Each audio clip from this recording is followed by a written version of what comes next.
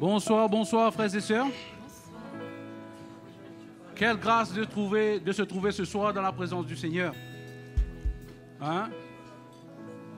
Pour moi, c'est une joie d'être là où il faut. Parce que je sais que quelque part, le Seigneur a quelque chose pour moi ce soir. Hein? Je crois pour nous tous, le Seigneur a quelque chose ce soir. Le Seigneur n'arrête pas de nous parler, de nous avertir. Le Seigneur n'arrête pas de nous instruire, mais quelle grâce. À chaque fois je dis cela, là où l'Esprit de Dieu, là c'est la liberté. Vraiment, dans la présence de Dieu, seul je peux trouver ma liberté. Hein? Vraiment, cela m'encourage, frères et sœurs, de pouvoir vraiment être là où il faut. Et ce soir, vraiment, à chacun de nous, ouvrons notre cœur, frères et sœurs. Hein? Si l'Esprit m'a conduit là, c'est parce qu'il y a quelque chose pour moi. Je veux recevoir de sa part. Je veux que mon cœur soit disposé. Je veux que mes louanges puissent monter vers lui comme un parfum de bonne odeur ce soir. Hein? C'est pour cela que je veux vous inviter, frères et sœurs. Allons nous mettre debout. Allons ensemble chercher le Seigneur. Allons disposer nos cœurs devant le Seigneur. Et je veux accueillir ceux qui nous regardent en ligne. Que vous aussi, vous soyez bénis. Amen. Alléluia. Merci Seigneur. Alléluia. Allons acclamer le Seigneur ce soir de tout notre cœur. Merci Jésus. Yeah. Oui, de qui aurais-je peur alors que tu es grand, que tu es le Seigneur, le Dieu Tout-Puissant.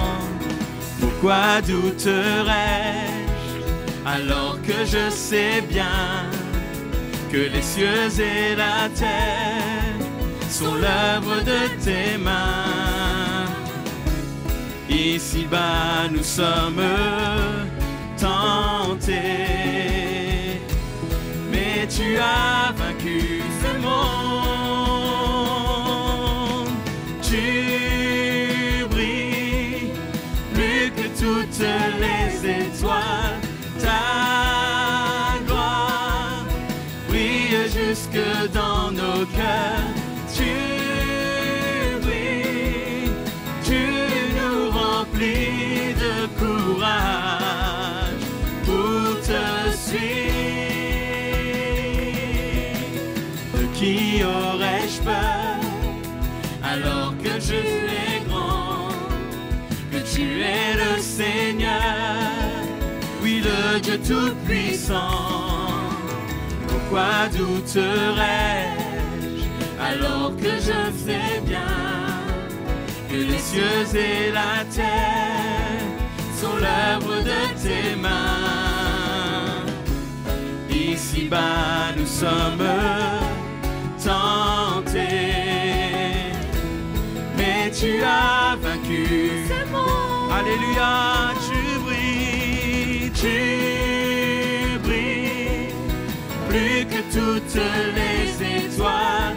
Ta gloire brille jusque dans nos cœurs. Tu brilles, tu nous remplis de courage pour te suivre. Oui, tu brilles, Seigneur, tu brilles plus que toutes les étoiles. Ta gloire brille jusque dans nos cœurs. Tu brilles, tu nous remplis de courage pour te suivre, Seigneur, pour te suivre. Alléluia, pour te suivre. Alléluia. Tu es le seul Dieu éternel, toi seul est juste et bon. Tu es le Dieu puissant. Tu es le Dieu puissant. Tu tiens ma vie entre tes mains. sur toi que je me tiens. Tu es le Dieu puissant. Tu es le Dieu. Alléluia. Élevons le nom du Seigneur. Sois glorifié, Seigneur. Et dans nos cœurs et par nos vies, sois glorifié, ô Dieu puissant. Tu es le seul Dieu éternel, toi seul est juste et bon. Tu es le Dieu puissant, tu es le Dieu puissant. Tu tiens ma vie entre tes mains, et c'est sur toi Que je me tiens. tu es le Dieu puissant. Tu es le Oui, Dieu Seigneur, puissant. sois glorifié, sois glorifié, sois élevé, et dans nos cœurs et par nos vies, sois glorifié. Oui, sois glorifié, Jésus. Sois glorifié, sois élevé, et Dans nos cœurs et par nos vies, sois glorifié, ô Dieu puissant, ô Dieu puissant, ô Dieu puissant. Alléluia. Il est grand, il est glorieux. Alléluia, nous t'adorons, Seigneur Jésus. Oui, Seigneur Jésus. Seigneur, nous sommes là ce soir. Nous sommes là ce soir pour te louer, pour t'adorer. Seigneur, que la foi s'élève dans nos cœurs ce soir. Que la foi s'élève dans nos cœurs pour tous les moments difficiles que nous pouvons traverser. Là où tu nous restaures, que la foi s'élève dans nos cœurs, Seigneur, ce soir. Pour endurer, Seigneur, pour continuer la course avec toi, Seigneur. Adorons-le ce soir, les frères et sœurs. Crions à lui de tout notre cœur. Il est là au milieu de nous. Oui, Seigneur Jésus. Alléluia. Oui, nous glorifions ton nom, Seigneur mon Dieu. Toi qui es saint, toi qui es glorieux. Alléluia. Oui, que la foi s'élève. Que la foi s'élève. que la foi s'élève en moi.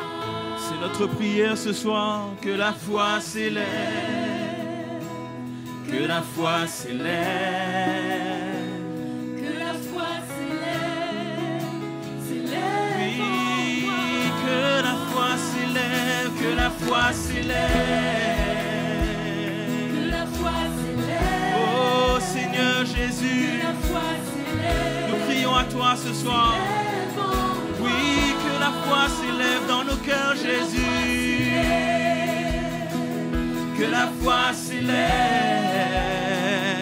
la foi s'élève. Alléluia. En moi.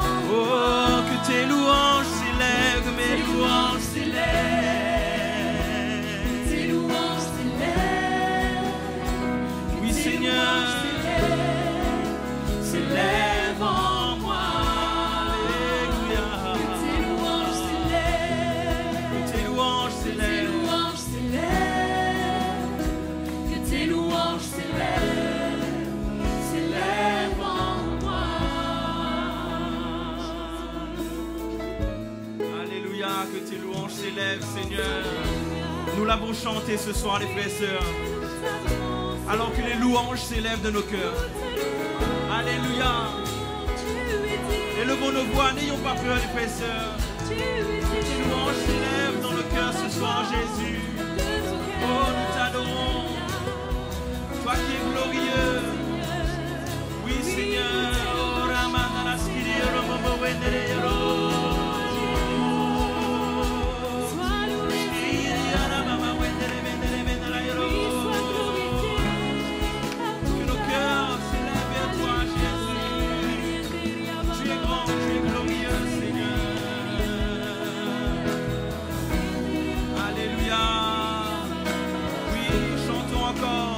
Que tes louanges s'élèvent, que tes louanges s'élèvent, que tes louanges s'élèvent, que tes louanges s'élèvent, que tes louanges s'élèvent, s'élèvent en moi. Oui, que tes louanges s'élèvent, que tes louanges s'élèvent, que tes louanges s'élèvent, s'élèvent en moi. que tes louanges Que tes louanges s'élèvent, que tes louanges s'élèvent, s'élèvent en moi. Seigneur Jésus.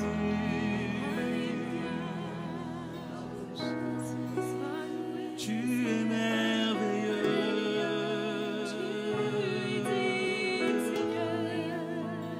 Tu es glorieux, Seigneur. Nous t'élevons, Nous t'adorons, Seigneur. sois loué, Seigneur. Mais quand je regarde à ma vie, Seigneur, je peux que constater combien tu es bon envers moi, Seigneur. Je n'ai pas mérité ta grâce, Seigneur. Je n'ai pas mérité ta vie sur cette croix, Seigneur. Mais ton amour a été plus fort que tout, Seigneur Jésus. Je t'adore, Seigneur, ce soir. Je t'adore, Jésus. Reçois l'expression de ma louange, de mon adoration, de mon cœur. Oh, je t'adore, Jésus. Alléluia, Seigneur. C'est tellement vrai, Jésus. Tu es bon, tu es glorieux. Alléluia. Merci, Seigneur. Merveilleux est notre Dieu. Tu es bon, tu fais de grands Prodige, nous élevons ton nom si grand. Prosternés, nous t'adorons. Tu es merveilleux, Merveilleux, tu es merveilleux, Seigneur. notre Dieu.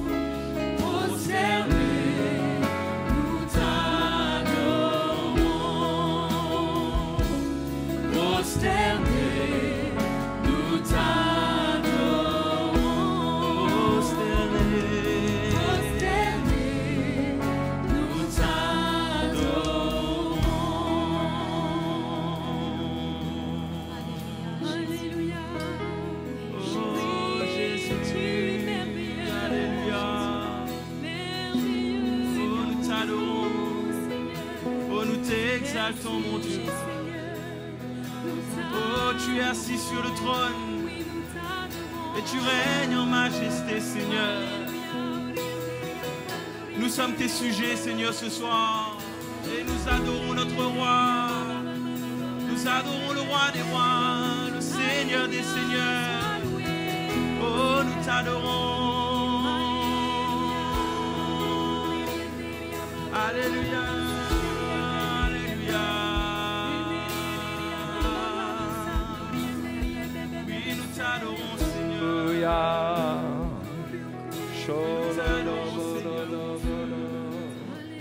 Alléluia.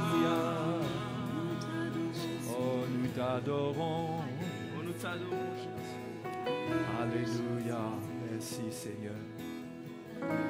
Merci Seigneur de nous remplir de ton esprit, de nous rafraîchir, de nous accorder cette grâce de nous tenir devant toi, non pas avec notre propre force, mais par la puissance de ton esprit, pour t'offrir des sacrifices dignes de ton nom, qui ne viennent pas de notre chair, mais qui viennent du fond de notre cœur, là où Jésus demeure en nous. Seigneur, nous te louons pour le plan parfait que tu as préparé pour nous, pour que nous puissions nous réjouir, nous délecter de toutes tes bénédictions, de tout ce que tu as préparé pour nous. Nous te rendons grâce, Seigneur. Conduis-nous sur la bonne voie. Amène chacun de nous dans ce chemin où nous allons voir quel Dieu grand tu es, quel Dieu merveilleux tu es. Alléluia, merci Seigneur. Merci Seigneur, sois béni, sois glorifié Jésus notre Seigneur. Alléluia. Bonsoir, bonsoir à tous ce soir. Et heureux, nous tous, je suppose, d'être là, motivés pour suivre le Seigneur, pour le connaître de plus en plus, parce que Dieu a un plan pour nous, un plan de salut, un plan aussi pour le servir, pour le glorifier. Tout cela, c'est dans le même cadeau emballé. Le salut, le service, hein? Et au bout de tout cela, l'avènement du Seigneur, un jour, aller avec lui pour l'éternité. Alléluia. Hein? Pourquoi est-ce qu'on échangerait ce plan? Il n'y en a pas de plus merveilleux. Hein? Le plan de Dieu pour notre vie n'est pas toujours apprécié comme il faut par notre nature charnelle, mais la chair n'apprécie pas le plan de Dieu, parce que le plan du Seigneur commence à la croix, et la croix, c'est la mort de cette nature charnelle, parce qu'elle ne peut pas avoir de part dans le plan de Dieu. Donc, nous sommes en train d'apprécier, de voir dans la parole de Dieu la grandeur de Dieu, et de considérer que le Dieu qui nous a appelés, si nous le laissons nous conduire, si nous nous soumettons à lui, il nous fera vivre de grandes choses. Hein? Il nous fera vivre de grandes choses. Mais il ne faut pas vivre avec l'illusion qu'en s'obstinant, qu'en résistant, qu'en persistant dans les mauvaises voies, eh ben, les choses vont tourner à notre bien. Nous ne devons pas avoir cette vision malsaine de croire que eh ben, tout le mal qu'on fait, eh ben, au bout du compte, au final, ça concourt à notre bien. Il faut faire attention d'avoir un raisonnement comme ça. Il est vrai que quand un chrétien se repent, toute son expérience d'une manière ou d'une autre lui sert de leçon, il en retire quelque chose qui est bon pour lui. Ça ne veut pas dire qu'il faut qu'il fasse de mauvaises expériences pour apprendre de Dieu. Hein? Il vaut mieux obéir au Seigneur. Alléluia. Il vaut mieux, on n'est pas parfait dedans. Personne n'est parfait dans l'obéissance. Hein? Tout le monde, on échoue à un moment ou à un autre. Et c'est là qu'intervient le miracle de la repentance. Parce que vous savez, Proverbe chapitre 10 et le verset 29 nous dit quelque chose. Proverbe chapitre 10 verset 29. Il dit que la voie de l'Éternel est un rempart pour l'intégrité. C'est-à-dire que c'est une protection sûre. L'ennemi ne peut pas traverser ce rempart de l'intégrité. Mais elle est une ruine pour ceux qui font le mal. S'il y a bien une chose à laquelle il ne faut pas associer le Seigneur, c'est le mal, le péché. Et inclure cela dans notre vocabulaire spirituel, comme si que c'est bon. Parfois on entend les chrétiens dire je comprends pourquoi je suis passé par là. Peut-être que si tu n'étais pas passé par là, il y avait un chemin meilleur. Je crois qu'il faut laisser Dieu tirer les conclusions des chemins de notre vie. Sinon, nous démontrons par là que nous n'avons pas cette haine du mal. Nous mettons le mal en association avec l'œuvre de Dieu. Hein? Et ce n'est pas bon. Il faut haïr le mal. Quand la parole de Dieu nous parle du mal, de l'attitude à avoir, c'est des phrases très courtes, vous savez. Paul dit « Abstenez-vous de toute espèce de mal. » Point. Haïssez le mal. Il n'y a jamais de grand développement dessus parce qu'il n'y a pas besoin de développer, il n'y a pas de compromis, il n'y a pas de lien, d'association, comme Paul dit dans 2 Corinthiens chapitre 6. Il n'y a pas d'association entre les ténèbres et la lumière.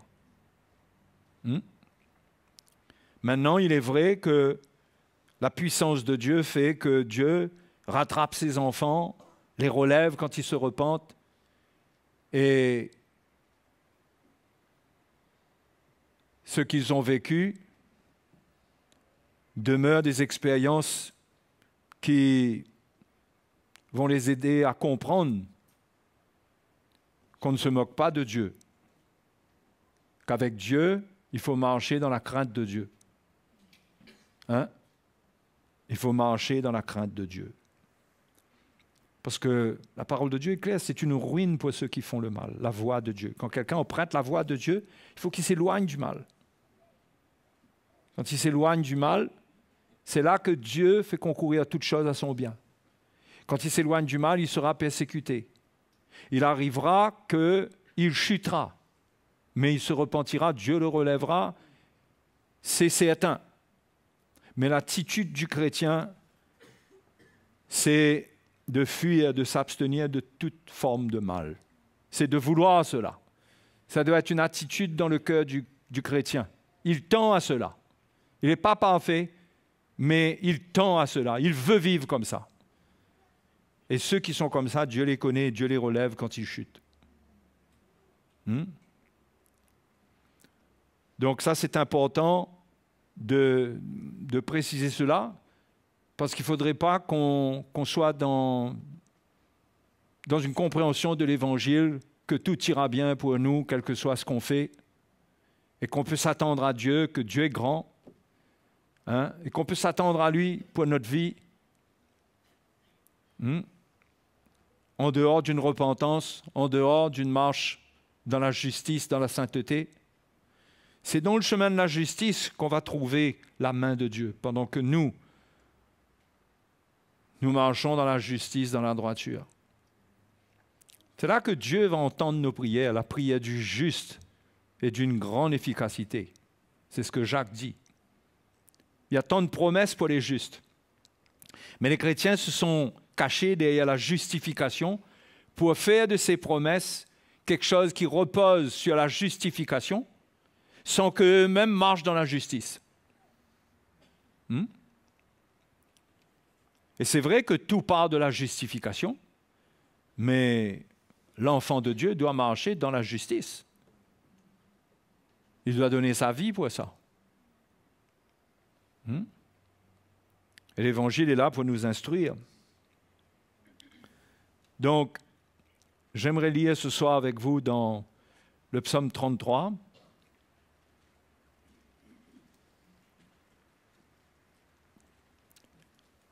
Le verset 16, qui rappelle un peu ce que l'Ecclésiaste dit, que la course n'est pas aux agiles, le pain n'est pas aux sages, l'intelligence, enfin toute chose, on peut s'appuyer sur la chair, ce que l'Ecclésiaste veut dire, qu'on a lu, Ecclésiaste chapitre 9, verset 11, je crois. Mais que tout dépend pour l'homme des temps et des circonstances. Et nous avons partagé comment Dieu est le Dieu des temps et des circonstances. Comment Dieu ne fait pas simplement des miracles par-ci, par-là, mais Dieu planifie. Il n'est jamais pris au dépourvu. Et toujours, Dieu a préparé. On vous a donné beaucoup d'exemples dont je vous ai parlé concernant l'expérience des Juifs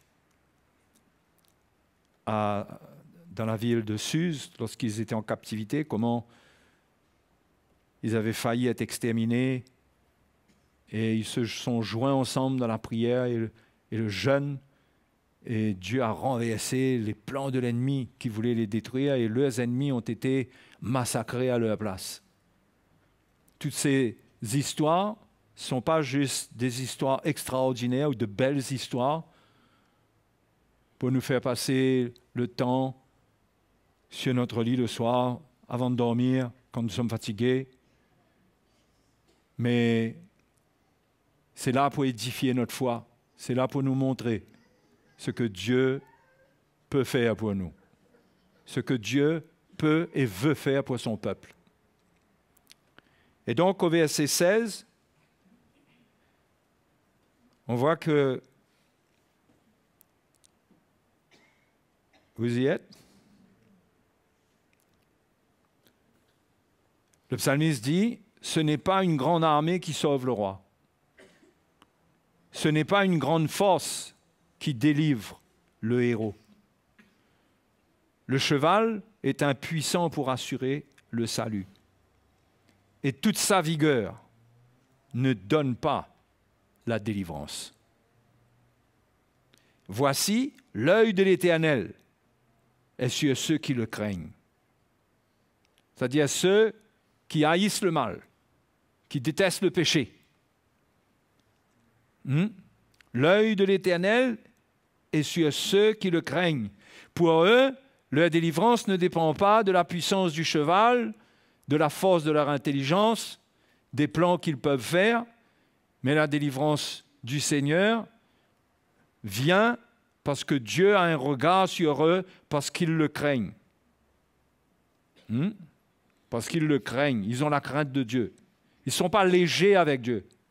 Ceux qui craignent Dieu sont ceux qui ne sont pas légers avec lui, qui ne s'excusent pas concernant le péché, qui se repentent, qui réalisent que le mal a des conséquences, que cela offense Dieu, et ils craignent de déplaire à Dieu. Ceux qui sont comme ça, l'œil de Dieu est sur eux, sur ceux qui le craignent, sur ceux qui espèrent en sa bonté.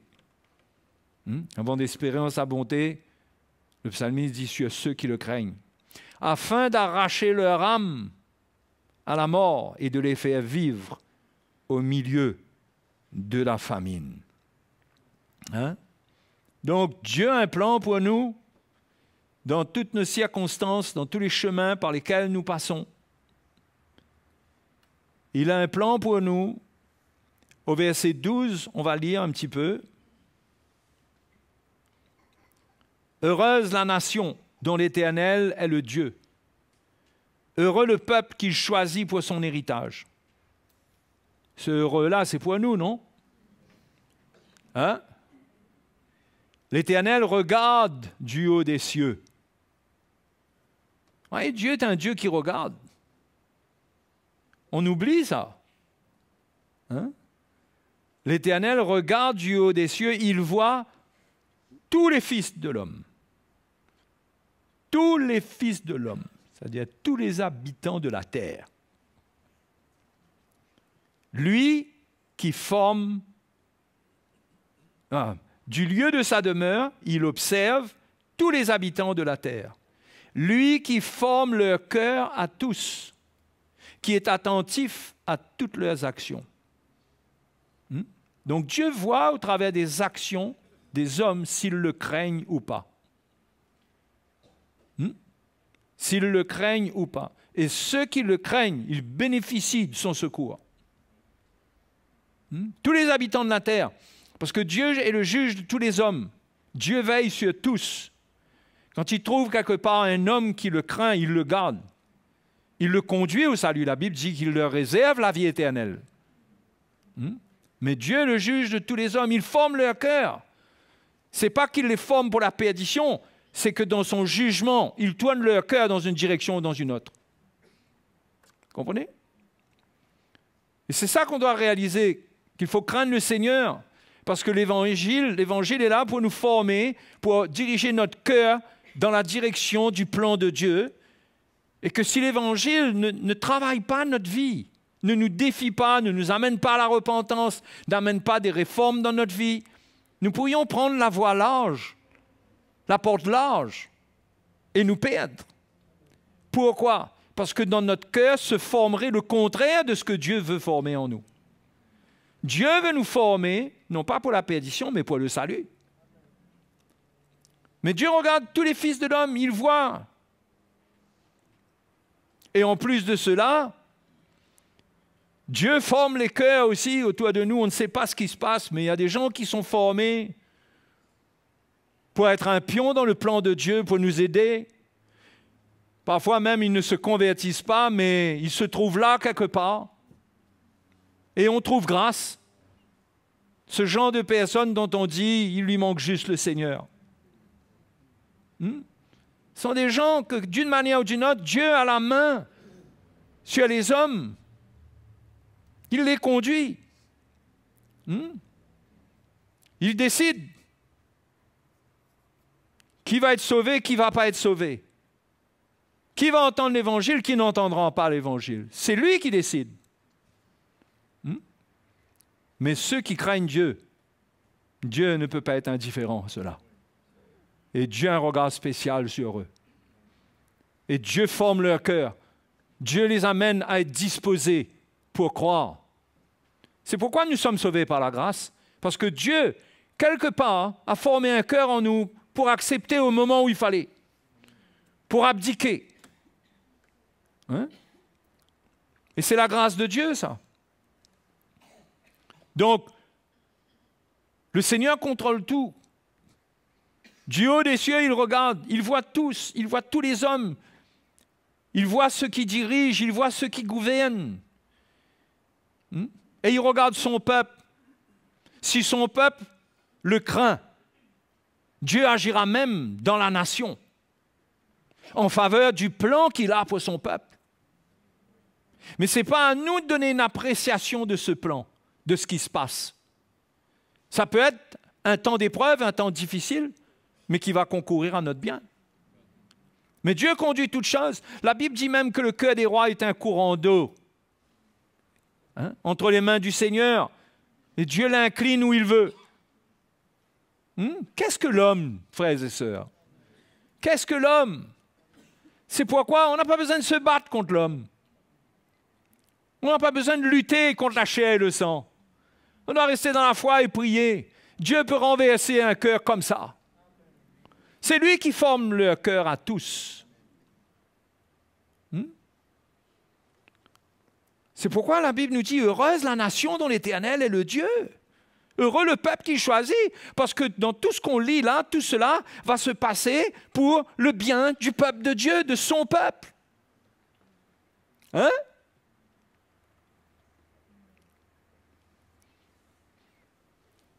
vous souvenez, hier on a lu le verset 4. Car la parole de l'Éternel est droite et toutes ses œuvres s'accomplissent avec fidélité. Il aime la justice et la droiture. La bonté de l'Éternel remplit la terre. Les cieux ont été faits par la parole de l'Éternel et toute leur armée par le souffle de sa bouche. Il amoncelle en un tas les eaux de la mer. Il met dans des réservoirs les abîmes. Tout ça, c'est préparé. Dieu est équipé partout pour le jugement. C'est de ça qu'il est question là. C'est pourquoi le verset 8 dit que toute la terre craigne l'Éternel, que tous les habitants du monde tremblent devant lui, car il dit et la chose arrive. Il ordonne et elle existe. Et frères et sœurs, quand nous prions selon la volonté de Dieu, Dieu nous exauce parce que Jésus a promis que le Père nous exaucera quand on demandera quelque chose en son nom. Et si nous prions selon sa volonté. Et qu'est-ce qui se passe dans l'exaucement? Dieu ordonne.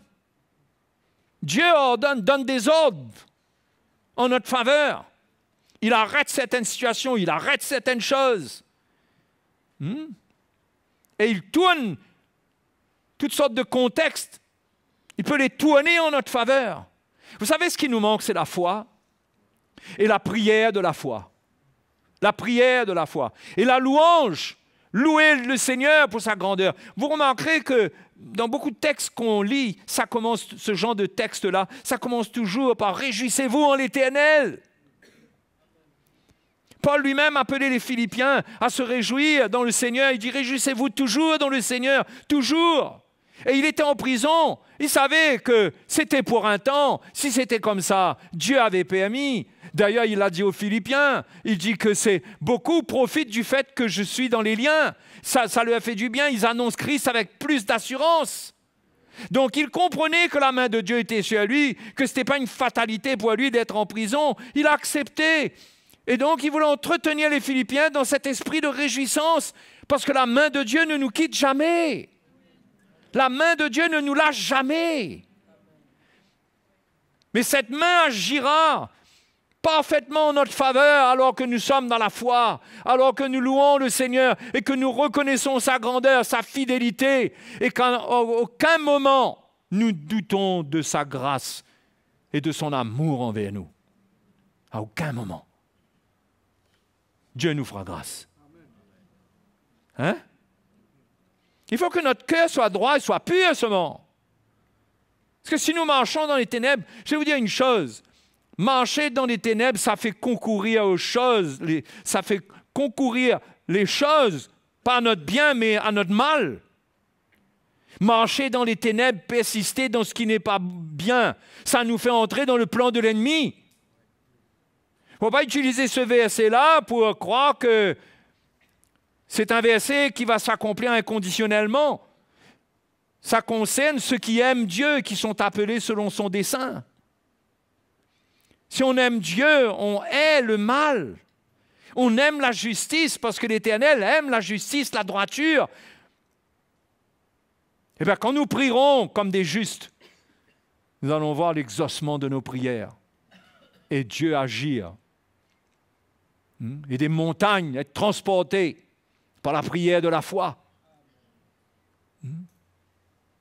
C'est pourquoi, peuple du Seigneur, c'est le moment, plus que jamais, de prier. Et comme je vous l'ai dit l'autre soir, de prier en d'autres langues, de prier par l'Esprit, d'être baptisé du Saint-Esprit, afin de prier par l'Esprit, parce que dans tout ce que Dieu veut faire, notre intelligence se perd. Nous avons besoin de prier par l'Esprit et faire confiance que pendant que nous prions, l'Esprit de Dieu amène nos prières devant le trône de Dieu, des prières parfaites selon le plan de Dieu et ça va être exaucé. Hein? Nous avons tort d'attendre d'une manière passive la bénédiction du Seigneur, hein? La main du Seigneur. Il faut prier. Et nous verrons que Dieu va ordonner. Il dit et la chose arrive.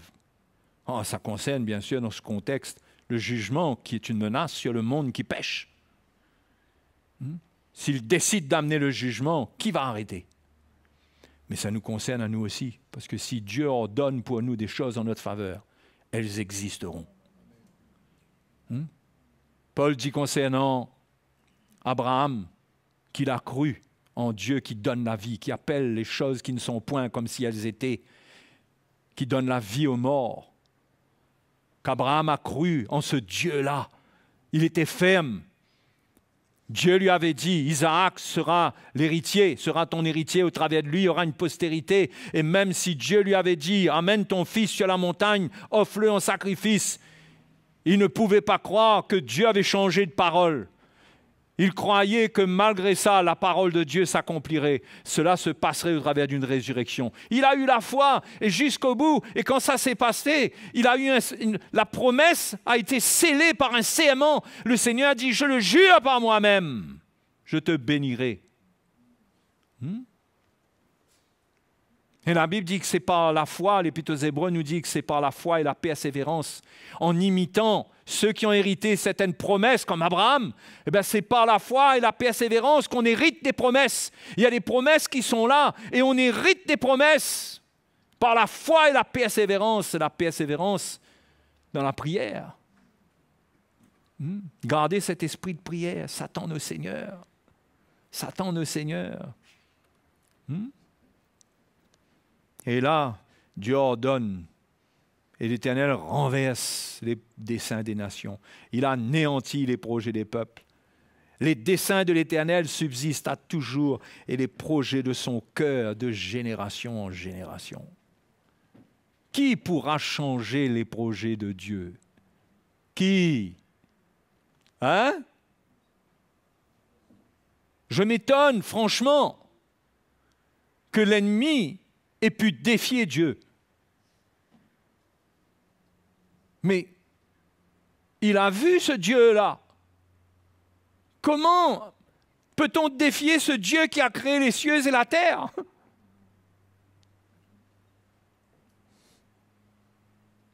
Et pourtant, le mal peut tellement nous rendre aveugles qu'on peut nous aussi tenter Dieu.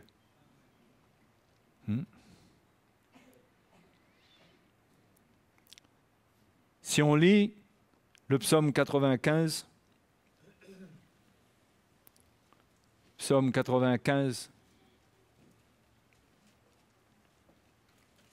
un petit psaume, pas un petit somme, on ne dort pas.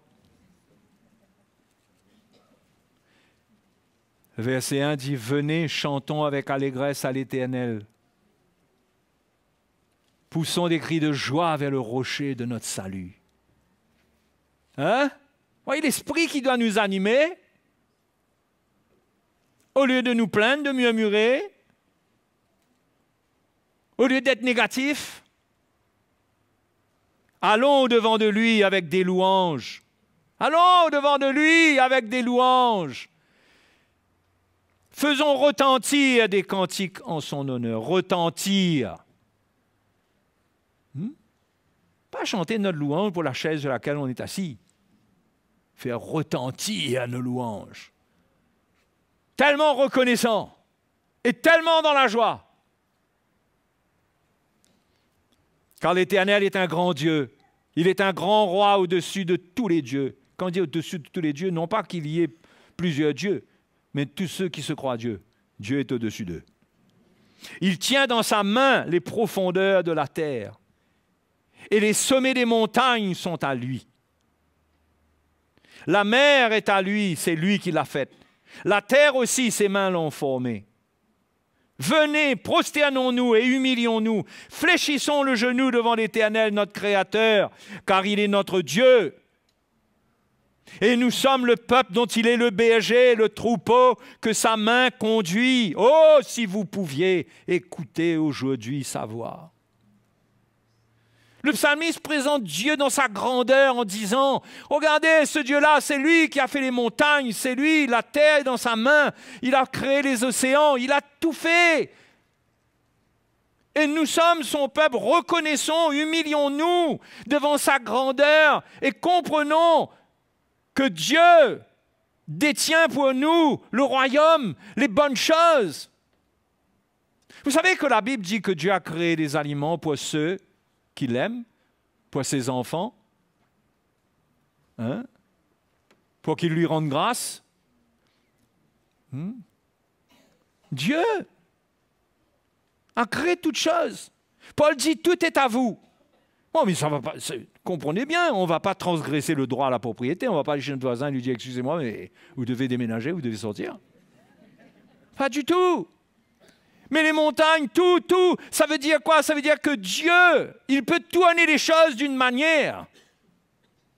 S'il trouve la justice, la droiture, il peut nous donner notre part dans des choses qui sont là et qu'il a créées, à condition que nous le laissions nous conduire. Parce que c'est l'exhortation qui vient. Il dit, nous sommes le peuple dont il est le berger. Acceptons que nous sommes des brebis et que Dieu doit nous conduire. Oh, si vous pouviez écouter aujourd'hui sa voix. Et le verset 8 dit, n'endurcissez pas vos cœurs. Et c'est ça le problème. N'endurcissez pas votre cœur comme à Meriba, comme à la journée de Massa dans le désert, où vos pères me tentèrent, m'éprouvèrent, quoiqu'ils aient vu mes œuvres. Pendant 40 ans, j'eus cette race en dégoût. Et je dis, c'est un peuple dont le cœur est égaré. Ils ne connaissent pas mes voies. Aussi, je jurai dans ma colère, ils n'entreront pas dans mon repos. S'il y a une chose que Dieu veut nous donner, c'est le repos. Hein? Le repos pour nos âmes. Dieu n'aime pas voir des fardeaux sur ses enfants et sur son peuple. Il veut nous donner le repos, mais le repos dépend de notre obéissance. On ne peut pas trouver de repos de la part de Dieu en marchant dans la désobéissance. On porte le poids des ténèbres en nous quand on n'obéit pas au Seigneur.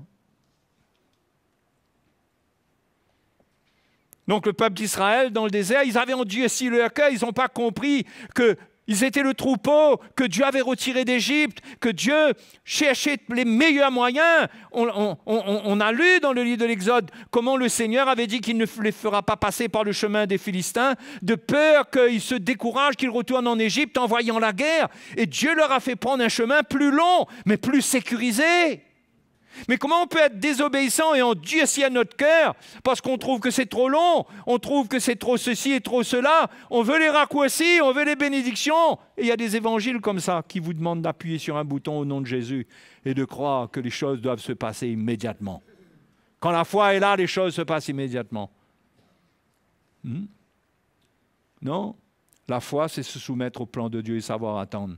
Et savoir qu'il a toutes choses en contrôle. Et s'il a décidé des choses d'une certaine manière, il sait ce qu'il fait. S'il ne nous accorde pas certaines choses pour le moment, il sait que ce n'est pas encore le temps, il sait que ce n'est pas bon pour nous. Enfin, pour quelque raison que ce soit, Dieu sait pourquoi la chose ne vient pas. Si ça ne vient pas, ce n'est pas qu'on n'a pas la foi. Nous prions, nous cherchons le Seigneur, nous le servons, nous lui faisons confiance. Mais nous devons lui remettre les rênes. C'est dangereux cette foi qui prend les rênes. Ou c'est nous qui décidons.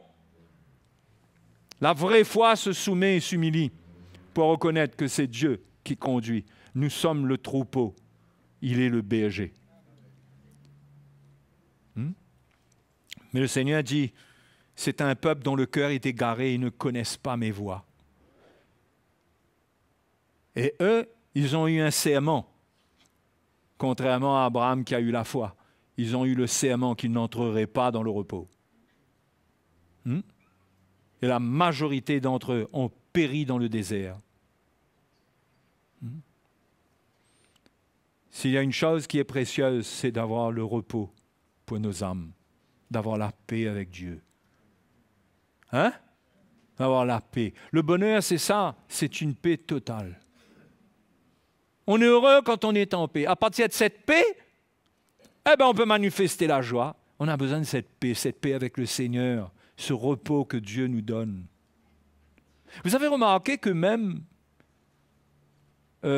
Moïse, quand Moïse a dit au Seigneur, fais-moi connaître tes voies. Vous vous souvenez de ce passage-là? Exode 33.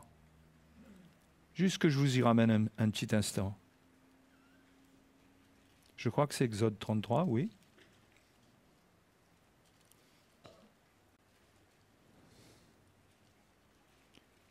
Et au verset 13, Moïse dit maintenant, si j'ai trouvé grâce à tes yeux, fais-moi connaître tes voies. Alors je te connaîtrai et je trouverai encore grâce à tes yeux. Considère que cette nation est ton peuple. L'Éternel répondit, je marcherai moi-même avec toi et je te donnerai du repos. Quand même, comment cela préoccupe le cœur de Dieu que Moïse soit dans le repos. Moïse n'est pas vraiment en train de parler de ça, là. Moïse demande autre chose, mais en même temps, ça correspond, c'est la réponse de Dieu. Il va lui révéler ses voies pour qu'il trouve le repos. C'est ça que Dieu veut pour nous. C'est pourquoi la parole de Dieu nous dit de nous décharger de nos soucis. Ça veut dire que Dieu, il est prêt à prendre. Il veut prendre, il veut enlever les soucis, les fardeaux. Mais qu'est-ce qui manque alors? Ce qui manque, c'est qu'on ne vient pas s'humilier devant lui et reconnaître le Créateur, reconnaître le Rédempteur, celui qui peut nous fortifier, nous affermir, enlever le poids sur notre vie. Il manque cette relation. Et on reste avec notre fardeau, et on a un petit bout de prière comme ça, mais on reste sur notre fardeau. On va parler de notre problème à un frère ou à une sœur, mais où est la relation avec le Seigneur pour entrer dans le repos, pour prendre le repos qui se trouve en Dieu? C'est ça qu'il faut.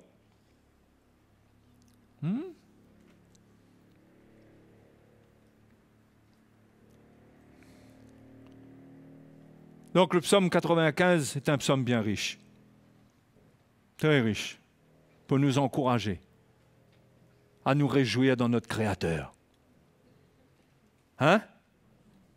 Nous réjouir en lui, ne pas laisser des pensées négatives nous envahir, dominer sur nous, mais garder la louange, la reconnaissance.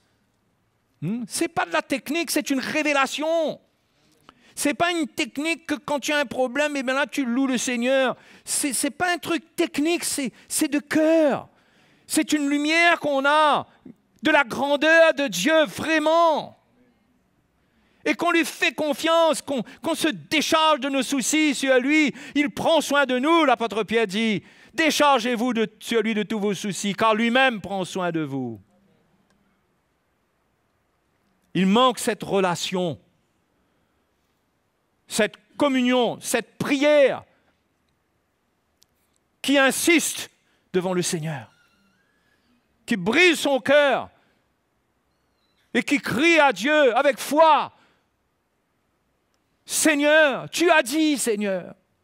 Et ce n'est pas comme si qu'on retourne la parole de Dieu d'une manière insolente vers Dieu. Non, c'est la foi. C'est parce qu'on sait qu'il est le Dieu de vérité. Il ne parle pas en vain. Ce qu'il dit est vrai, véritable. Il faut oser demander, se mettre à genoux et crier vers lui. Et s'attendre à lui jour après jour, parce que le Seigneur a dit que Dieu fera promptement justice à ses élus qui crient vers lui jour et nuit. Et le Seigneur nous fera trouver le repos. Alléluia. Le psaume 27. On se balade de psaume en psaume. Lisez la parole du Seigneur, lisez les psaumes, allez à la recherche des promesses. Comment? Pas en les prenant simplement, en les écrivant et en les récitant et en les confessant. Non, non, non.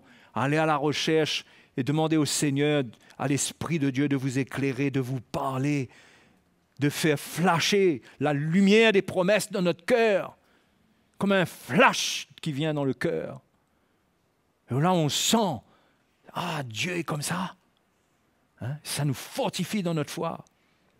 Dans le psaume 27 de David, « L'Éternel est ma lumière et mon salut. De qui aurais-je crainte? » L'Éternel est le soutien de ma vie. De qui aurais-je peur? Quand des méchants s'avancent contre moi pour dévorer ma chair, ce sont mes persécuteurs et mes ennemis qui chancellent et tombent. Si une armée se campait contre moi, mon cœur n'aurait aucune crainte. Si une guerre s'élevait contre moi, je serais malgré cela plein de confiance. Vous croyez que David était comme ça parce que c'était naturel pour lui? David a eu des chemins difficiles. Il a expérimenté la main du Seigneur, les miracles du Seigneur. Il s'est souvent humilié devant Dieu. Il connaissait le Seigneur. Il ne connaissait pas la Bible, lui. Il connaissait le Seigneur. Il n'est pas suffisant de connaître la Bible, bien qu'il faille connaître les Écritures, bien sûr. Mais il connaissait le Seigneur. C'est-à-dire que ce que Dieu dit, il le voyait se réaliser dans sa vie.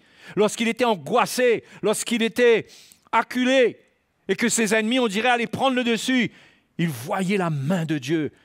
Il avait le temps d'atteindre des degrés d'angoisse, de peur, mais Dieu le délivrait. Il connaissait son Dieu, le Dieu qui a laissé sa loi. Lui, il le connaissait. Il le connaissait, lui. Les frères et sœurs, il ne s'agit pas juste de connaître la Bible, il faut connaître ce Dieu-là. Donc, il faut connaître les Écritures, avoir une révélation. Il faut aller avec soif à la recherche de la parole du Seigneur. Il faut nourrir son cœur avec ça, afin d'être dans la foi quand les moments arrivent et de voir la main de Dieu. C'est pourquoi David peut faire des déclarations pareilles. C'est des grandes déclarations, ça. Si une armée se campait contre moi, mon cœur n'aurait aucune crainte. On ne vit pas ça comme ça. C'est un homme de foi, parce que c'est un homme qui a été brisé, travaillé par Dieu. Il connaissait son Dieu. Les frères et les sœurs, il faut connaître le Seigneur. Pas connaître le Seigneur, je connais le Seigneur, je suis né de nouveau. Non! Non, c'est pas de ça qu'on parle. Il faut le connaître. Connaître sa parole et connaître quel Dieu de vérité est Dieu qui confirme sa parole et fait à l'expérience de ce que sa parole dit, non pas d'une manière littérale, mais voir la main de Dieu. Et il y a tellement de chemins dans lesquels on peut se retrouver parce que Dieu veut nous faire des expériences avec lui.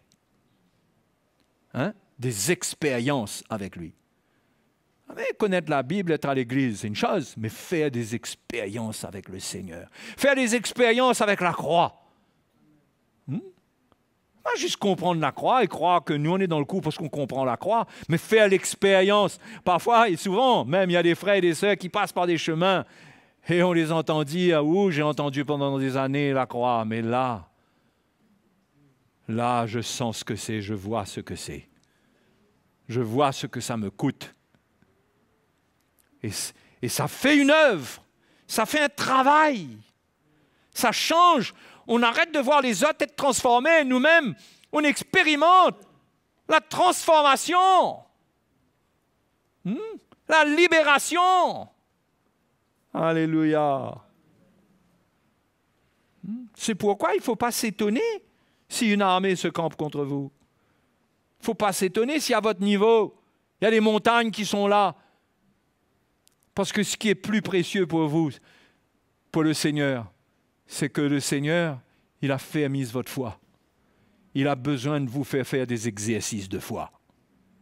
L'exercice de foi, ce n'est pas juste lire la Bible. L'exercice de la foi, c'est dans les situations compliquées. Ou parfois, on ne sait même plus, humainement parlant, on ne sait plus quoi faire. Et pourtant, Dieu est fidèle. Dieu est là, Dieu nous forme, c'est lui qui nous tient. C'est lui, comme David dit, c'est lui le soutien de ma vie, c'est lui ma lumière et mon salut. Il m'a donné son esprit, c'est lui qui me conduit.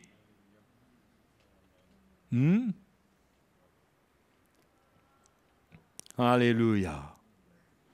Le Seigneur est bon. Hein? Oui ou non? Le verset 7 de ce psaume dit « Éternel, Écoute ma voix, je t'invoque, aie pitié de moi et exauce-moi. Vous comprenez la relation qu'il avait avec le Seigneur? Ce n'était pas des petits bouts de prière. Ce n'était pas des petits bouts de prière. Il parlait à Dieu comme parlant à Dieu, un Dieu qui l'écoute, qui l'entend.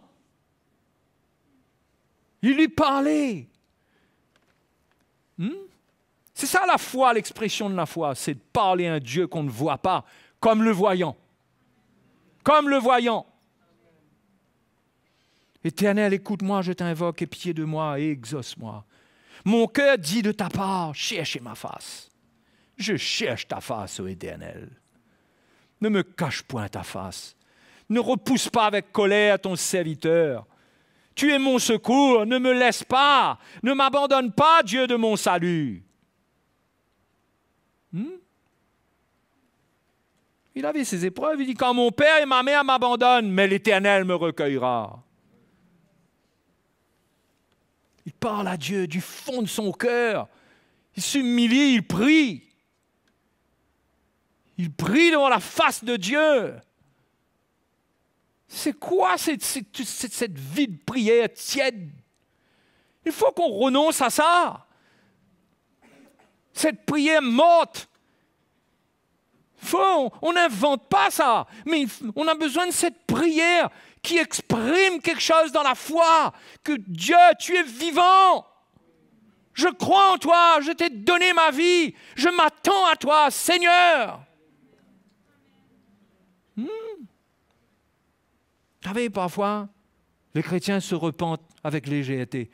Ils n'ont même pas jeté leur péché devant le Seigneur, fini avec. Ils ont dit un petit pardon comme ça, mais leur cœur est resté léger. Vous savez, ce n'est pas ça qu'on voit dans la parole de Dieu. Dans la parole de Dieu, on voit des hommes qui étaient déchirés par le mal quand ça prenait leur cœur. Et ils déchiraient leur cœur. Ils se repentaient. Ils étaient brisés. Et ils l'exprimaient.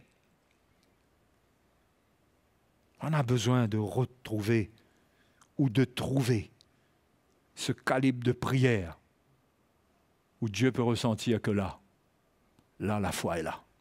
Ce n'est pas le volume de la voix, ça. Non, non, non, non. C'est le cœur. C'est un cœur qui n'est pas résigné. Quand il se repent, il montre bien à Dieu qu'il n'aime pas ce qui s'est passé. Il le dit bien, bien même. Il ne sort pas de là pour dire ensuite, finalement, la rendre un service. Quelle légèreté! Il y a une prière empreinte de la crainte de Dieu.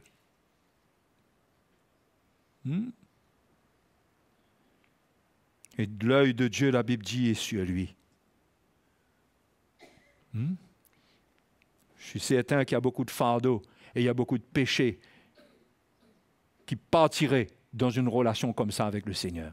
Ça ne peut pas rester quand on vient dans la lumière avec Dieu, qu'on reconnaît son amour, sa grandeur, sa fidélité, qu'on reconnaît, c'est notre Rédempteur. Son sang a coulé pour nous et on vient avec la foi de ce qu'il a fait pour nous et on vient implorer sa grâce, sa miséricorde. Et ce Dieu-là, bien qu'il y a quelque chose de mauvais qui s'est passé, il n'est plus avec ce qui s'est passé, il est avec notre foi dans ce moment-là. Quelqu'un qui croit en lui, qui a besoin de lui. Il n'a pas le temps de juger, là. Il répond à la foi qu'il trouve dans le cœur de ses enfants. Il avait dit, ne me livre pas au bon plaisir de mes adversaires, car ils s'élèvent contre moi de faux témoins et des gens qui ne respirent que la violence.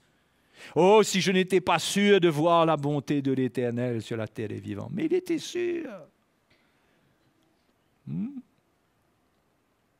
Et là, il finit par un encouragement pour tout le monde. Espère en l'Éternel. Fortifie-toi et que ton cœur s'affermisse. Espère en l'Éternel. Espérez en Dieu. Espérez en lui. Ne pas dire, je ne peux pas, je ne peux plus, jamais j'arriverai. Mais d'avoir la lumière que si Jésus a été à la croix, la victoire qu'il a remportée, ce n'est pas sur quelques péchés ou sur quelques petites formes de mal, mais il a remporté la victoire sur le mal, sur ses racines, à sa source. Il a brisé sa puissance. Il a tout conquis pour nous afin de partager avec nous une victoire parfaite. Pas de goutte. Mais quelle est notre foi? Parce que le Seigneur dit qu'il te soit fait selon ta foi. Ne prenons pas à la légère notre relation avec le Seigneur. Ne marchons pas avec Dieu de loin. Approchons-nous de lui. N'acceptons pas d'être secs. Et ne nous mentons pas en disant que nous avons été baptisés il y a 30 ans de cela. Parce que nous pouvons avoir été baptisés, mais être secs aujourd'hui. Baptisés du Saint-Esprit, mais secs. Mais cherchons à être remplis de l'Esprit. Courons après cela. Celui qui n'est pas baptisé dans le Saint-Esprit, mon frère, humilie-toi devant le Seigneur. Crie au Seigneur. Montre à Dieu que tu veux, que tu crois que c'est la promesse pour toi. S'il le faut, jeûne, prive-toi de nourriture, s'il le faut, jusqu'à ce que tu aies cette grâce. Et si tu es sec, cherche à être rempli de l'Esprit. Passe du temps devant le Seigneur avec sa parole, à prier. Mais ne prends pas la vie chrétienne un jour à la fois, mais on rame doucement. La Bible dit que ce sont les violents qui s'emparent du royaume des cieux. Il faut être violent. Est-ce que je suis en train de parler d'aller fabriquer quoi que ce soit? Non, je ne parle pas de fabriquer, ça dépend de la foi qui est en vous. Mais Dieu, lui, il veut ressentir l'expression de la foi. Il veut ressentir la foi. Vous savez, les hommes qui ont eu la foi sont ceux qui ont exprimé des choses dont le Seigneur a dit, mais cet homme-là, il a une grande foi. Quand le gars a dit, mais c'est pas la peine, Seigneur, il a envoyé quelqu'un pour dire, c'est pas la peine, moi-même, je ne me suis pas trouvé digne de venir à ta rencontre. C'est pas la peine de venir parce que si tu donnes un ordre, ça va se passer. C'était une expression de foi forte. Son serviteur est allé porter ce message et le Seigneur a ressenti dedans la foi. Il a dit, mais même en Israël, on n'a pas trouvé une foi pareille. Il y a eu une expression, il y a eu un cœur qui a dit quelque chose qui venait profondément de l'intérieur, un homme qui avait compris quelque chose. Son fils a été guéri. Extraordinaire. Mes frères et sœurs, Dieu peut faire de grandes choses pour nous. Il faut qu'on soit dans la foi. Dieu ordonne et la chose existe. Ben oui, mais on n'a pas toujours ce genre de foi-là, mais cherchons à entrer dedans par la parole de Dieu, par l'Évangile, en gardant son cœur pur, en s'éloignant du mal, en se séparant du monde qui veut nous voler cette foi, qui veut faire s'installer le doute en nous, des faux raisonnements. Mettons-nous à part, soyons dans la lumière, cherchons cette foi pour vivre des miracles. Pour vivre des miracles. Et nous verrons comment Dieu va ordonner. Il a dit à Élie, va dans le torrent. Comment il s'appelait encore ce torrent-là? Cédron. Il dit là-bas, va. Il y avait la famine. Il a dit là, j'ai ordonné aux corbeaux de te nourrir. Quelle provision. Il fallait qu'il mange de la viande que les corbeaux lui apportaient. Mais c'était la provision de Dieu. Mais c'était la famine partout. Mais Élie, lui, il craignait Dieu, il servait Dieu. Et Dieu a fait en sorte qu'il ait de l'eau à boire et qu'il ait de la nourriture. Quand c'était fini, on ne voit pas Élie par terre pour dire « Oh Seigneur, comment je vais faire maintenant ?» Mais Dieu lui dit maintenant « Va à Sarepta. J'y ai ordonné une veuve de te nourrir. » Vous croyez que la veuve a entendu le Seigneur lui dire « Je t'ordonne de nourrir Élie quand il arrive hein? » Non! Dans l'esprit, Dieu avait agi de telle manière que cette femme, quand elle allait rencontrer Élie, elle n'allait pas pouvoir dire non. Parce que Dieu avait ordonné, et quand Dieu ordonne, la chose existe. Et le Dieu des temps et des circonstances a fait qu'Élie est arrivé au moment où il restait un peu de farine dans le pot, avec un petit peu d'huile. Élie est arrivé juste à temps. Coïncidence? Non, le Dieu des temps et des circonstances avait tout planifié. Et Élie arrive et il dit à cette femme, fais-moi à manger. Fais-moi un gâteau. Après, tu te serviras après. Il dit, oui. Il était le prophète du Seigneur. Et cette femme a obéi. Et elle a eu de l'huile, et elle a eu des gâteaux, elle a eu à manger, elle a eu tout ce qu'il fallait pendant longtemps. Dieu avait ordonné. Marchons dans la foi. Servons le Seigneur. Hein? Servons le Seigneur. Le pire pour un chrétien, c'est qu'à chaque épreuve, il est sur cette épreuve-là. Et là, il se plaint et il murmure. Hein? Mais bien sûr, ça fait mal, pleure, il est devant le Seigneur, pas de problème. Mais focalise pas là-dessus, ne te focalise pas constamment. Hein? Ne vis pas ça avec ça. Décharge-toi du Seigneur, j'ai la foi que tu vas t'en occuper. Moi, je continue. Je te sers. Hein? Alléluia. Gloire à Dieu. Ça fait 53 minutes que je vous prêche. Il est fort, hein? Non, il va fort. J'ai le chrono en face de moi. J'ai fait un chrono dans ma tête.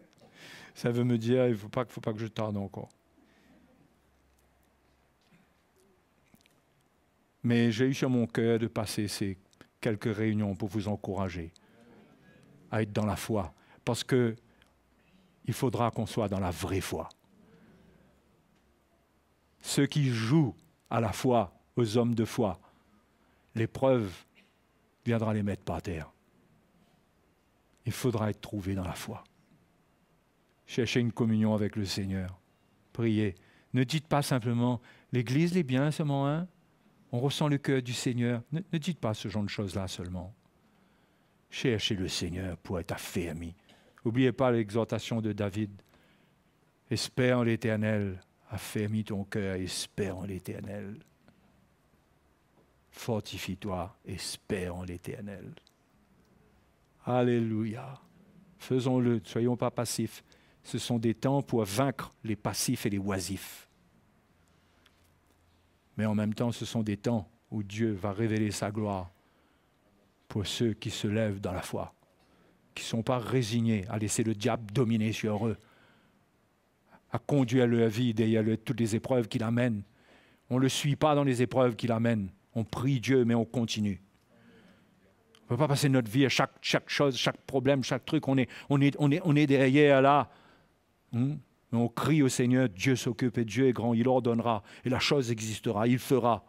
Il mettra l'ennemi en fuite. Amen. Allons remercier le Seigneur. Allons louer le Seigneur. Notre Dieu est un grand Dieu. Ah, croyez-moi les frères et sœurs, souvent j'ai besoin d'être encouragé. Ne croyez pas, hein? Alléluia. Merci Seigneur. Alléluia. Oh, nous te bénissons Seigneur, nous te bénissons. Que notre cœur chante des louanges pour toi dans notre joie, dans la joie de notre salut. Que l'Esprit de Dieu saisisse nos cœurs. Que les murmures s'éloignent de nous. Que dans notre cœur, il y ait une joie, une paix parce que tu es Dieu, tu es sur le trône. Tu règnes. Tu vois toutes choses et tu sais changer, amener les situations, tout ce que tu as préparé et renverser ce que le diable veut amener. Tu peux faire tout cela, tu es notre Dieu. Nous nous réjouissons. Apprends-nous à ne pas nous plaindre. Apprends-nous, Seigneur. Entraîne-nous, fais-nous connaître tes voies. Fais-nous connaître tes voies. Fais-nous connaître ton cœur. Affermis-nous. Alléluia. Oh, gloire à Jésus.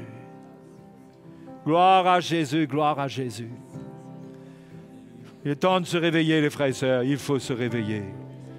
Il faut se réveiller dans notre cœur. Faire attention aux soucis de la vie, les circonstances de la vie qui nous privent des circonstances de Dieu. Les temps modernes qui nous écrasent, qui nous distraient, qui nous fatiguent et qui nous privent de ce qui est précieux dans le temps de Dieu pour nous. qui pourrait nous faire rater les occasions de Dieu.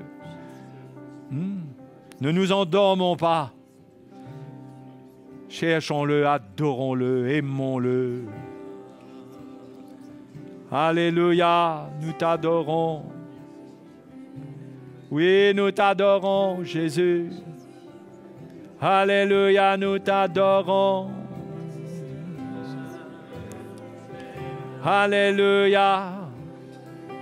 Alléluia. Les frères et les sœurs, libérons notre cœur, notre esprit. Louons le Seigneur, adorons-le. Soyons remplis de l'Esprit. Le Seigneur veut nous fortifier. Alléluia.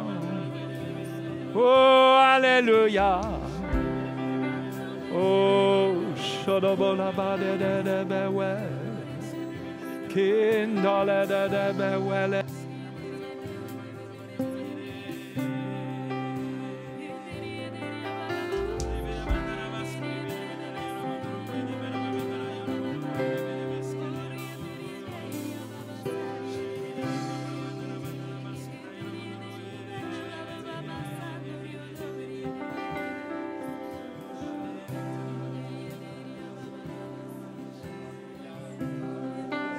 Alléluia.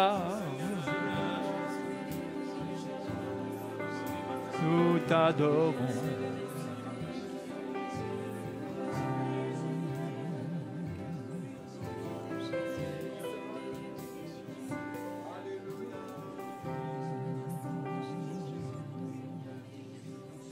Alléluia. Oh Jésus.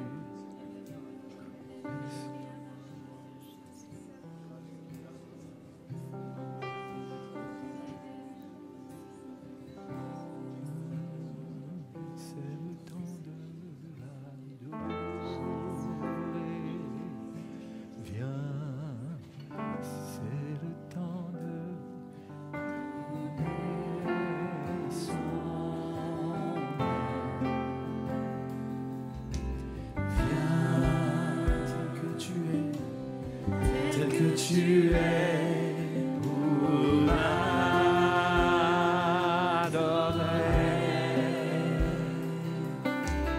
Viens tel que tu es devant ton Dieu.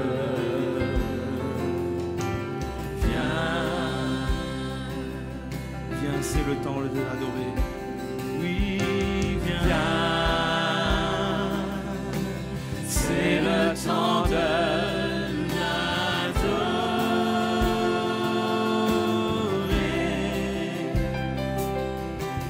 Viens, c'est le temps de donner ton cœur. Oui, viens, tel que tu es.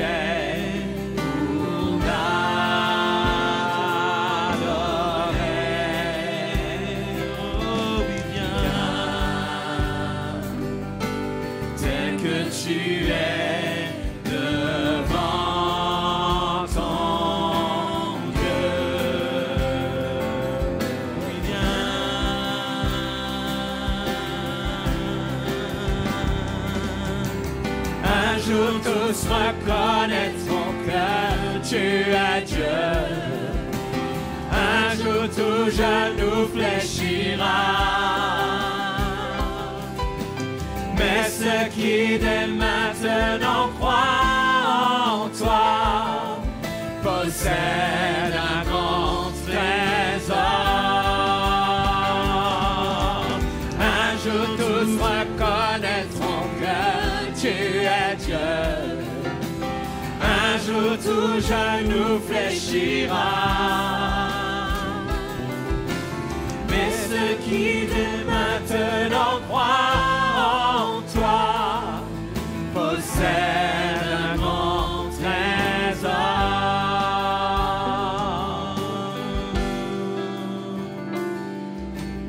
Viens, c'est le temps temps de l'adorer.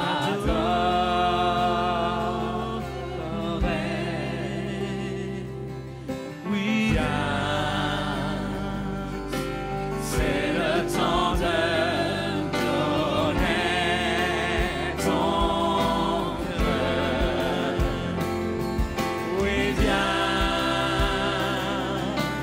tel que tu es.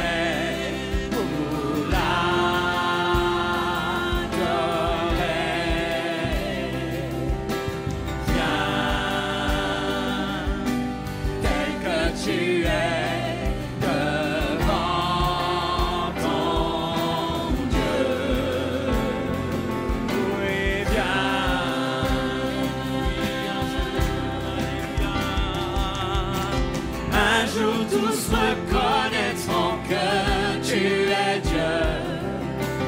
Un jour tout genou fléchira. Mais ceux qui dès maintenant croient en toi possèdent un grand trésor. Un jour tous reconnaîtront que tu es Dieu.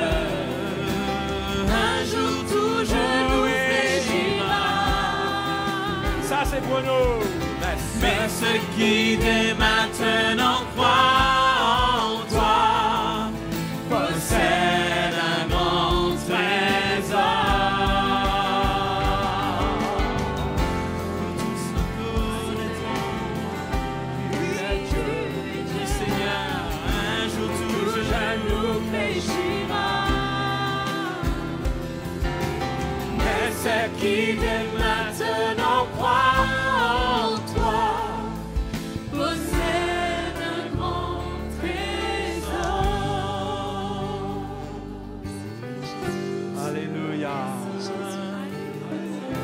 Alléluia, nous t'adorons, oui nous t'adorons, oui nous t'adorons, Alléluia, tu es grand, oh tu es grand, oh tu es grand, Seigneur tu es grand, Alléluia.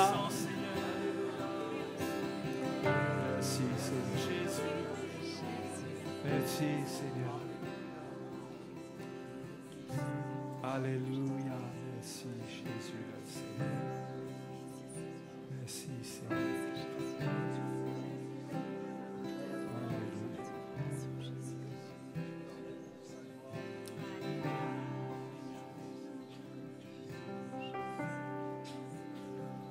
Toi la gloire Seigneur. Quelle grâce de nous tenir dans ta présence. Quelle grâce de te découvrir à travers ta parole. Seigneur, tu nous révèles qui tu es. Et nous comprenons que rien ne peut résister à ta puissance. Parce que tu es le Dieu qui crée toutes choses. Et tu es le Dieu qui tient toutes choses entre ses mains. C'est pourquoi ce soir, nous qui sommes dans ta présence, nous qui avons entendu ta parole, nous qui dans notre esprit, nous sommes en train de te découvrir, combien nous crions vers toi ce soir, pour que tu puisses éclairer nos cœurs et que nous puissions saisir la portée de la grâce, la portée de l'appel et la portée de ce que nous sommes. C'est pourquoi ce soir, Seigneur, la prière qu'il est dans notre cœur, c'est que tu illumines les yeux de notre esprit pour que nous puissions avoir foi en toi, pour que nous puissions avoir confiance en toi et que nous puissions nous abandonner entièrement entre tes mains. Pour que nos cœurs ne s'éloignent pas, pour que nos regards ne se retirent pas de toi, mais qu'à travers de toutes choses, que la connaissance que tu emmènes dans notre cœur à travers de ta parole nous permet de nous reposer sur toi, nous permet de rester dans le repos, nous permet de rester dans la paix. C'est pourquoi ce soir, Seigneur, nous crions vers toi pour que la révélation de ta parole pénètre notre cœur, pour que notre esprit puisse être éclairé par toi et que nous puissions nous reposer sur toi et avoir confiance entièrement dans ta parole. Seigneur, à cet instant même, tu peux agir dans nos vies. À cet instant même, tu peux changer le cours de notre existence parce que ta parole s'est révélée au milieu de nous, parce que ton Saint-Esprit a parlé à nos cœurs. Et combien ce soir, nous crions vers toi. Seigneur, donne-nous ta foi. Donne-nous ta foi, la foi qui est dans toi, la foi qui est dans ta parole. Nous te louons, nous te glorifions. Seigneur, nous élevons nos mains vers toi ce soir avec un cœur rempli de reconnaissance parce que nous savons que tu vas agir dans nos vies. Nous savons que tu vas te révéler.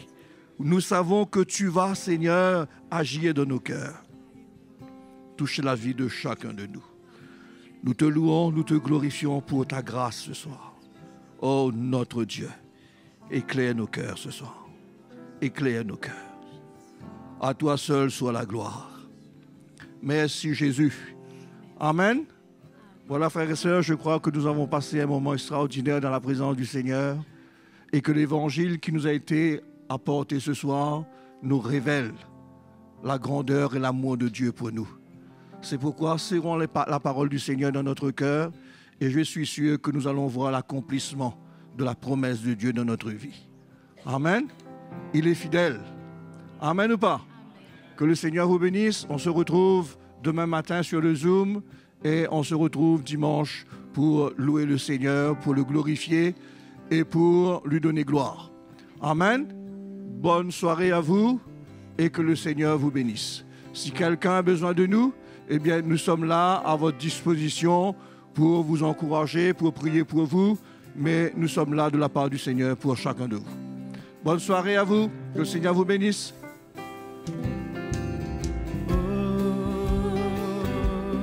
Quelle grâce m'a été faite, un jour de rencontrer Jésus. Oh, quelle grâce m'a été faite, de lui j'ai tout reçu. Oui, j'ai la vie éternelle, éternelle. Oh, quelle grâce m'a été faite, un jour de rencontrer Jésus.